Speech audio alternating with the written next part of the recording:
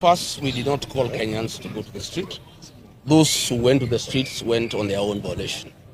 And we are a responsible alternative government. We don't want to do going to the streets the way Raila used to do.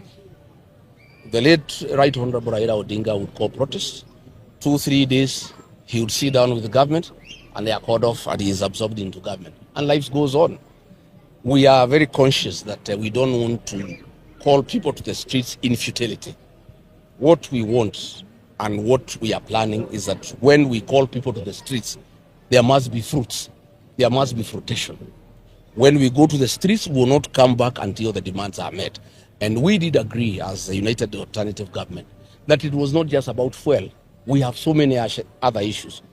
The dignity of the person, the unavoidable housing, the use of pension funds to build roads, the extrajudicial killing, the abductions, voter bribery, the issue of IBC. So we did agree that we want to harness all the issues that are a concern to the people of Kenya, so that when we call for mass action, it will not be done in a day or two and then we go back.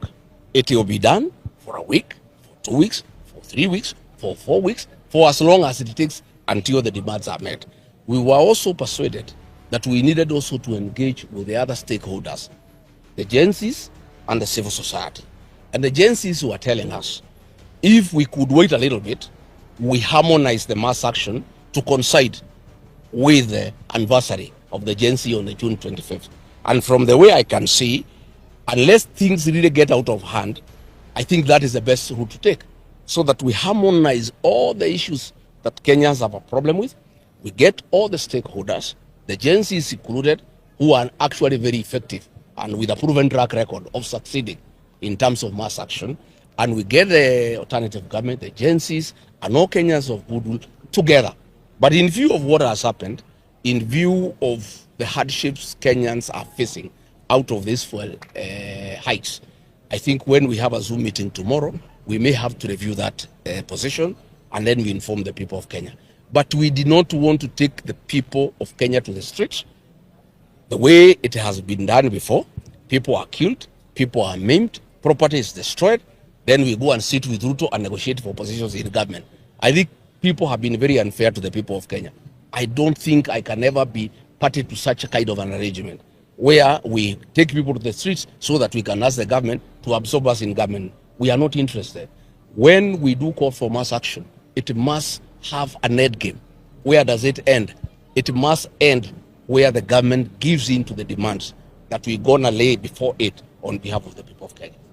This G to G arrangement is a fraud.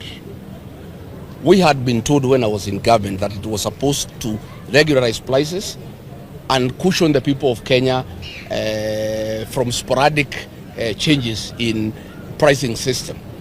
But the price keeps on going high. And what is annoying is that the fuel that is in the market today is of low quality. You remember the Minister of Trade and the Kenya Bureau of Standards announced to the people of Kenya that they have allowed the importation of fuel with 50 milligrams per liter of sulfur. This is very cheap fuel. Instead of this fuel going down, we would have expected, because the government has compromised on standards and brought fuel with a lot of sulfur, which is dangerous because sulfur, when it is exposed to the environment, turns into sulfuric acid. And that is not good for our ages. All these cars that are using this fuel, in the next 5-6 months, they'll start having what you call a slow knock in the engine. And if you push them more, they'll have a full knock. So we would have expected that this is cheap fuel, very low quality fuel, that has serious implications to the efficiency of our vehicles. There will be a lower price. But instead, because William Ruto is making money, the fuel has gone up. I have received information that this profit that the president and his partners are making from increased fuel prices has been used to purchase tallow oil in Turkana at $120 million US dollars. And that is approximately 15.6 billion Kenya shillings. That is why they are in a haste to buy, to increase prices, to make more profit, to be able to buy tallow oil that is in Turkana. And we have also been told, and we have confirmed, that Gulf Energy have created a fake debt with the owners, with the previous owners, who were forced to sell tallow oil to William Ruto and his partners. They were literally forced out of the country. They created a fake debt of 2.5 billion US dollars. And the arrangement is that once this fuel goes to the market, 1 barrel of oil from Turkana will go for $100. And $85 out of that $100 will go towards paying this fake debt. We are left with $15. Those $15, the national government will take 60%, the county government of Turkana will take 40%. There is nothing for the community. There is nothing for the Turkana people. I am tonight urging the people of Turkana to say no. The way the people of Ilikoromani in Kakamega refused their gold to be extracted without their consent, without them gaining, without them being stakeholders. The people of Turkana cannot allow William Ruto and Gulf Energy to take their oil and give them nothing. This oil they were given free by God to help them improve their lives.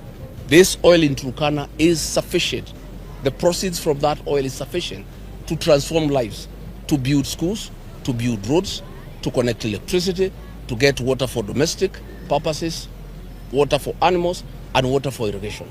In fact, the proceeds from this oil can change Turkana to be like Dubai, which would be a high area of food production using technology and other modern farming techniques that will be funded from the money from this oil.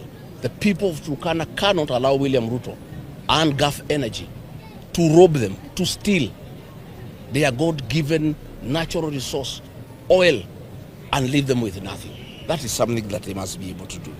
As I live, I do share the pain of Kenyans. Kenya is staring at a serious crisis arising from the new prices of petrol, diesel that have been announced yesterday. And the ripple effect of what has happened is that starting tomorrow, matatus will increase their fares, buses will increase their fares, border riders will increase their charges because most industries use diesel. Consumer products will go up, and Kenyans in anguish. As we speak, many roads are empty. Kenyans are not able to fuel their vehicles, and we are staring at a national crisis, and things are very bad. And what we must tell the people of Kenya, the crisis that we face of increased prices for fuel has nothing to do with international challenges. It has nothing to do with the war in Iran. It has nothing to do with increased oil prices in the world. As I said the last time I talked about fuel, the crisis that we face is one of state capture and conflict of interest, where President William Ruto and Gulf Energy are the ones doing the business of fuel importation, and they have topped up too much profit to fleece the people of Kenya. The challenge that we face today has nothing to do with international prices, because when you look at the neighboring East African countries who are importing oil from the same source in the Middle East, their prices are down. Why the prices here are up is because President William Ruto, his business partners, Gulf Energy, are taking too much profit to fleece the people of Kenya. If you look at the comparison, today as we speak, in Kenya, petrol is 214 Kenya shillings. Diesel is 243 Kenya shillings. Our neighbors here in Uganda, who bring their fuel through Kenya from Mombasa by road, which means their fuel is supposed to be higher than Kenya's.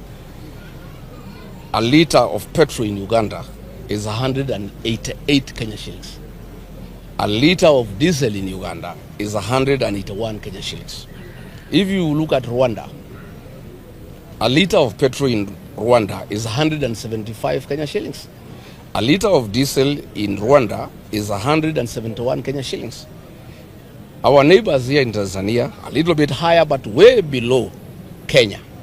A liter of petrol in Tanzania is 204 Kenya shillings, while a liter of diesel is 210 Kenya shillings. In Ethiopia, a liter of petrol is 138 Kenya shillings, while that of diesel is 149. That tells you clearly that this problem is not international. Our neighbors are getting fuel from the same source, and their fuel is supposed to be cheaper than ours because their fuel comes through Kenya, and they have to pay extra money to get tankers from Mombasa through Nairobi to Kampala, through Nairobi to Rwanda. So what we're having as a problem in Kenya is where the president of the country is a businessman who doesn't care about his people and has decided to make profit out of his people. And that is the crisis that we are facing.